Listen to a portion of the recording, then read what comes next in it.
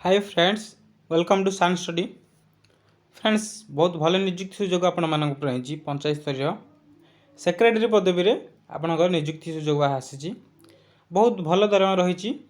एथिपाई कौन भी एग्जाम देवाक पड़ोनी, केवल मार्क बेसिस ही आपण सिलेक्शन करा आसतु फ्रेंड्स, ए विषय में संपूर्ण इनफर्मेशन जाना ये भिडियोटी जमारू भी स्किप न करी डिटेल्स देखो, जहाँफल आप संपूर्ण इनफर्मेशन पाइपर।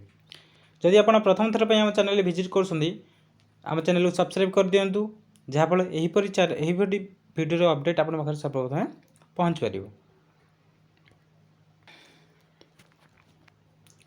देखो फ्रेंड्स, ऑर्गेनाइजेशन नेम कौन रही, क्या थ्रू वैकेंसी आसी।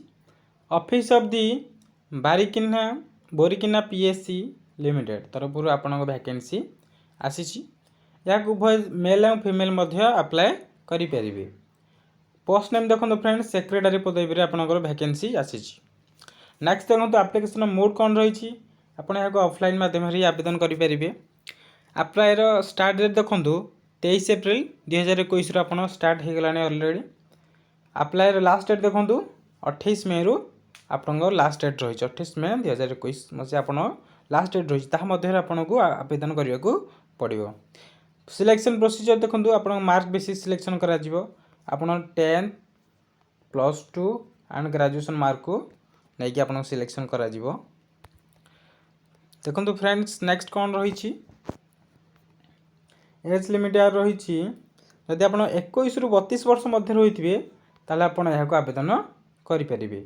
एप्लिकेशन फी देखो फ्रेंड्स, आपन को 100 टका एप्लिकेशन फी देवाक पड़ो। आपन ये एप्लिकेशन जाइए ऑफिस रे हैंड टू हैंड देवाक पड़ो। से सैलरी डिटेल्स देखो फ्रेंड्स, 5200 रु 20200 मध्य आप सैलरी रही। बहुत भल सैलरी रही।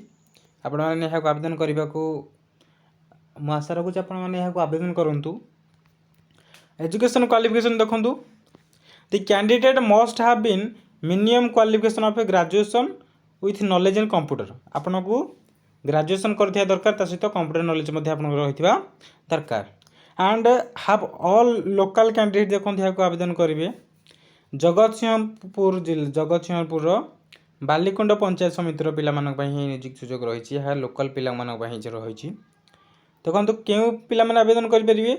जगतसिंहपुर बालीकुंड पंचायत समितिर पिला आवेदन करेंगे। फ्रेंड्स, आपन जदि निज निज डिस्ट्रिक्ट नेम को कमेंट बॉक्स रे कमेंट करेंगे, देन मुझे डिस्ट्रिक्ट जहाँ भी अपडेट आसो आपण पाखे पहुँचाई पारि। आशा करुँची भिडियोटी आपको भल लगी। जदि आप भिडियोटी भल लगी तेन लाइक शेयर एंड सब्सक्राइब करूँ, जहाँफल यहीपरि जॉब अपडेट आप पाखे सर्वप्रथम पहुँची पार। धन्यवाद।